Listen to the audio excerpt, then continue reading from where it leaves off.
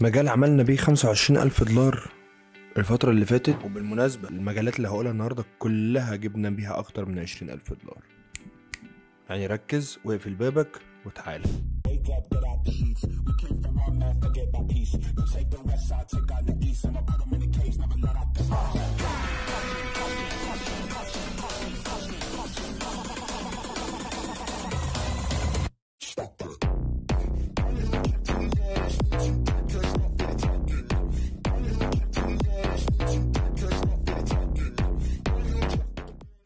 السلام عليكم يا شباب، اخباركم ايه؟ بتكونوا بخير. معاكم اخوكم سيف محمود من ايكون بلاكر. النهارده هنتكلم على نيتشز، وكالعاده المايكرو نيتشز. المايكرو نيتشز هي مجالات ضيقه جوه المجال الكبير. يعني مثلا لو انا في الفاشن هبيع جينسز بس، لو هبيع قمصان بس، زي ما انت بتمشي في المول بتلاقي ان محلات بيبيع قطن بس، واحد بيبيع مايوهات بس، لكن تاخد المجال كله على صدرك مش هتستحمل. طيب من غير ما نضيع وقت، احنا المختبر بتاعنا تجربتنا القديمة، وده بقى ولا بقى اي تول والكلام ده كله، ده ابصم لك بالريزلتس.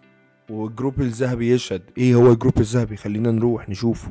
الجروب الذهبي يا شباب هو جروب على الفيسبوك باشتراك شهري رمزي، بيتذاع عليه محتوى ذهبي. زي ايه؟ اول حاجه نتائج انفلونسر، وبذاعهم بالاسامي وكل حاجه بالنتائج. تاني حاجه بذيع مؤثرين صغيرين يقدر الناس تتعامل معاهم، للصحاب البادجت الصغير يديهم منتجات مجانيه ويدوهم نتائج زي ما انتم شايفينها كده. تالت حاجه بذيع منتجات سهله البيع وكمان بالنتائج وتكون شغاله في الوقت الحالي. رابع حاجه موجود عليه كورس خاص ببوابات الدفع، كمان نصائح اسبوعيه عن ازاي نحافظ على بوابات الدفع واحسن تحديثات ليها. خامس حاجه بطلع لايف اسبوعيا مرتين، مره بيبقى سؤال وجواب. كيف بقدر اعمل اكتر من متجر على نفس اليوزر على شوبيفاي؟ عادي بتخش تكريت ايميل اكنك بتكريت، ومفيش في الشوبيفاي يقولك الايميل ده استخدم قبل كده بنفس الايميل. ومره بحلل المتاجر عشان تتقبل من بوابات الدفع وكمان تتقبل من المؤثرين. الستور كله كويس، عجبني الفوتر يا جماعة بتاعه جدا، يتقبل جدا كمان. نيجي بقى لسيمبل فور اس. سادس حاجة بطلع فيديوهات نصائح تسويقية ما بتتذاعش في أي حتة خالص، نصيحة تسويقية وحاجات تانية كتير جوه. وده ببساطة شديدة الجروب الذهبي. فهمت يعني ايه جروب الذهبي؟ لو عايز تنضم كلمنا طبعا. المهم بس المين تول الفري جوجل ترندز، وكله بيعتمد عليها سواء بيد، بس هما يعني بيجملوا لك الدنيا شويه. وطبعا في ناس كتير قوي هتتضايق، صحاب المشاريع الالكترونيه. طيب اول مجال هو الفوتوير. اي حاجه لها علاقه بالجزم والكلام ده كله، بس في برودكتس الانتي سليب سليبرز اللي هي الشباشب اللي ما بتتزحلقش، والجزم الدوبل، والانتي سليب سوكس الشرابات اللي ما بتتزحلقش والكلام ده كله خطيره. تاني حاجه المجال ده لحد دلوقتي قوي جدا، البيبي جادجتس والسيليكونز، وده طبعا مايكرو نيتش. النيتش الكبير هو البيبي اند ماذر، بس المجال ده عيبه ان التسويق فيه صعب سيكا. الام لما بتبقى حامل بتبقى عندها قوه شرائيه عاليه جدا، لانها قاعده في البيت ومش مشغوله وبيتصرف لها فلوس، فبالتالي بيبقى عندها قوه شرائيه عاليه قوي لان هي مش مشغوله وقاعده على اللابتوب او قاعده على الموبايل طبعا، فبالتالي فاضيه للشوبينج ليك انت. تالت مجال وهو البيوتي. طب يا سيف، يعني ما جاب الغراب لامه، كل الناس بتقول لي بيوتي، بس ايه البيوتي؟ اقول لك على مايكرو نيتش، مش هقول لك هو عمل لي كام، ولا اقول لك يلا يا عم عمل لنا 40,000 دولار في اسبوع، وكان الاوردر فاليو بتاعه عالي قوي. وهو الانتي ايجينج. الانتي ايجينج جادجتس اللي هي الحاجات اللي بتحط على الوش، والموضوع ده تطلب ان احنا نشتري ستوك. بصراحه السيرب والحاجات دي متطلبه انك تشتري ستوك، ولازم يكون معاك سبلاير. بس لو مفيش خلاص ما تتحججش، عادي ممكن تبتدي من غير اي كيميكالز. يعني لو اي حاجه كيميائيه عليها براند تاني لا هتقلل لك من البراند بتاعك، لكن لو حاجه مش عليها براند وباطل كده مش هتخش اصلا البلد. لكن لو عليها ليبل وعليها واخده موافقه وكده، صرفنا بس على البرودكت بس كبدايه 4600 دولار. انا فاكر الرقم ده كويس، وكنا شايل هم الريسك، بس قلبي كده كده يجيبني. بس النقطه انه ايه، ان الانتي ايجينج ده لو كيميكالز، لو انت يعني سيرب ولا مش عارف ايه، لكن في اجهزه كتير قوي انتي ايجينج. ولو جينا شفنا انتي ايجينج على جوجل ترندز، انتي ايجينج، بصوا يا جماعه على الجمال، طول ما هو عامل كده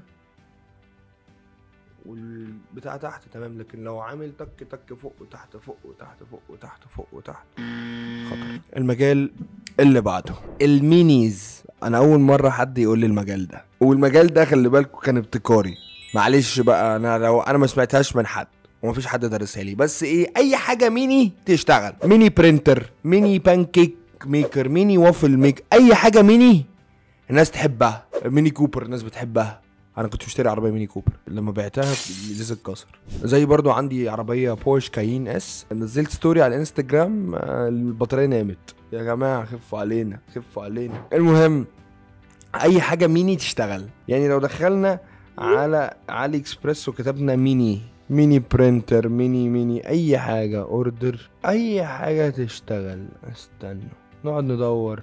ميني ميكر، استنوا خلينا كده نشوفها. بصوا بقى، ميني وافل ميكر، ميني مش عارف، ميني بورتبل بريندر، ده مشهور جدا، ميني برينتر.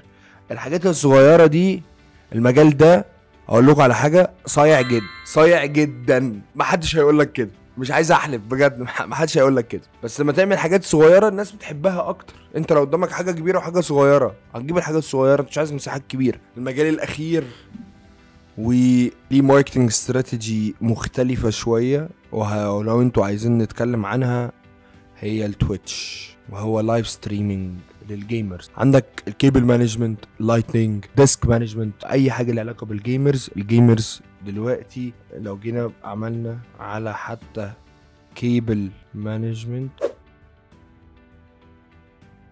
تحفة تحفة. اي حاجة لها علاقة بالجيمنج بس بتتسوق على تويتش هو لايف ستريمينج، يعني ايه، ناس بتفتح بث مباشر وهي بتلعب، الناس بتقعد تتفرج عليها. فلما يكون واحد مشهور على التويتش، تكلموا على الانستجرام وتكلموا على الجيميل لو هو عنده يوتيوب شانل، وتشوف الاعلان بتاعه ايه وتتفق معاه التويتش بكذا. ولو انت عايزني اعلمك التويتش ماركتنج استراتيجي، قولها لي تحت وانا اعمل لك فيها جايد كده صغير نشتغل عليه. قولي لي ايه اكتر مجال. انا بصراحه المجال بتاع الميني ده مكيفني قوي بصراحه يعني عاجبني. طيب هوريكوا ريزلتس اللي قدامكم دي، تفتكروا دي من مجال ايه من الخمسه اللي احنا قلناهم النهارده؟ ولو كسبناها هكلم حد الفيديو اللي جاي اقول له ليه شهر مجانا في الجروب الذهبي. تمام، متنسوش تابعوني على كل المنصات، وطبعا انا ما بسالش على سبسكرايب والكلام ده كله، مش عارف انتوا